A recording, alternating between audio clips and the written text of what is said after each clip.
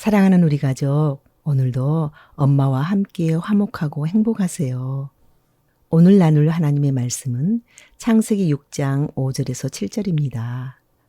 여호와께서 사람의 죄악이 세상에 가득함과 그의 마음으로 생각하는 모든 계획이 항상 악할 뿐임을 보시고 땅 위에 사람 지으셨음을 한탄하사 마음에 근심하시고 이르시되 내가 창조한 사람을 내가 지면에서 쓸어버리되 사람으로부터 가축과 기는 것과 공중의 새까지 그리하리니 이는 내가 그것들을 지었음을 한탄함이니라 하시니라. 아멘. 하나님의 아들들이 육체로 기울어진 때부터 죄악은 세상에 급속히 퍼져서 죄가 세상에 관영해졌으므로 사람들의 생각하는 것과 모든 계획하는 것이 자기 중심이요 욕심으로 하게 되었습니다. 한두 번 죄 짓는다고 당장 벌이 임하는 것은 아닙니다. 하나님을 거역하는 일을 계속 하다 보면 어느 날 그릇이 차면 부어버리십니다. 달도 차면 기웁니다. 죄를 가볍게 여기지 맙시다. 하나님께서 땅 위에 사람 지으셨음을 한탄하시고 근심하셨다는 것은 회계학적으로 해석하면 후회했다는 것이 아니라 대차대조표상 손실이 났는데 그 손실을 어떻게 메꿀까 고민하고 근심하는 것과 같은 것입니다. 자동차 사고가 났는데 수리비가 새 차값보다 더 많아서 배보다 배꼽이 더 크면 폐차해야지 어떻게 하겠어요. 홍수 심판은 이 세상을 새롭게 하기로 결정하신 하나님의 한탄의 결과입니다. 하나님은 심판을 목적으로 심판하신 것이 아닙니다. 하나님의 심판에는 사랑과 자비가 담겨 있습니다. 창세기 6장 3절에 그러나 그들의 날은 120년이 되리라고 하셨습니다.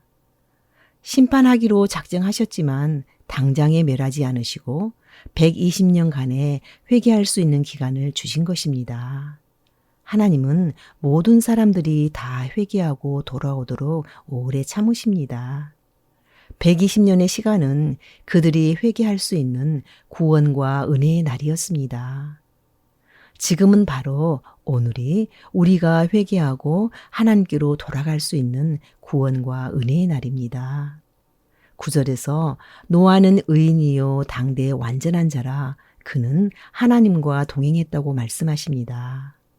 이 말씀은 노아가 아무 죄가 없는 완전한 사람이라는 것이 아니라 노아는 당시의 세상 가치관이나 자기의 본성대로 살지 않았다는 것입니다.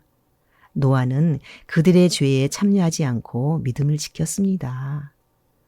당세에 완전했다는 원어의 뜻도 완벽하다는 것이 아닙니다. 여기서 완전하다는 것은 순수하다는 뜻입니다. 노아는 우리와 성정이 동일한 사람이었습니다.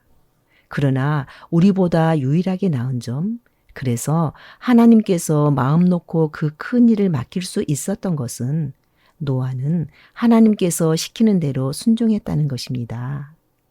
단 한 번도 반항이나 의심하지 않았고 주저함도 없었습니다. 너무나 우직하게 하나님의 말씀을 곧이곧대로 실행에 옮겼다는 점입니다. 노아가 홍수 심판에 대한 예고를 하나님께 직접 들었기 때문에 당연히 순종했을까요? 아닙니다. 하나님께 예고를 들은 것은 13절이고 노아가 의인이고 완전한 자라고 한 것은 그 앞 9절입니다. 성경에 기록된 순서도 그렇거니와 당세에 완전했다 또 하나님과 동행했다는 것은 둘 다 오랜 기간을 의미합니다. 평소에도 순수하게 하나님께 헌신하는 마음이 있었던 것입니다. 노아는 오랜 기간 하나님과 동행했기에 의인이 된 것입니다. 노아가 의인이라서 하나님께서 동행시켜 주시고 또 큰 일을 맡긴 것이 아닙니다. 결국 의인이며 완전한 자란 도덕적으로 완전한 자가 아니라 예수님을 믿고 죄 용서받고 하나님과의 관계가 회복된 사람입니다. 이것은 오직 하나님의 은혜로 됩니다.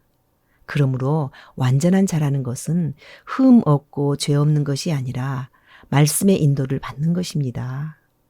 자기 주장을 하지 않는 것입니다. 그 결과 말씀에 순종하는 행동이 나옵니다. 말씀에 순종하여 하나님과 동행했기에 완전한 자라고 인정받게 된 것입니다. 이것이 은혜 입은 자의 모습입니다. 당시 사람들도 하나님의 말씀이 임했을 때 순종했다면 의인이라고 인정받았을 것입니다. 그러나 자기 주장이 강한 사람은 하나님의 말씀 앞에 순종하기 어렵습니다. 하나님의 명령이 때로는 비상식적이고 비현실적인 것도 있기 때문입니다. 사랑하는 우리 가족, 어떤 상황에서도 은혜가 임하면 삽니다. 은혜를 입었다는 것은 믿음을 지켰다는 것입니다. 말씀에 순종하여 계속 은혜 아래 있으면 하나님께서 일하십니다. 은혜의 그릇이 차면 역사가 나타납니다. 세워지고 회복되고 존귀해집니다. 믿음이 의인을 만듭니다. 할렐루야. 아멘.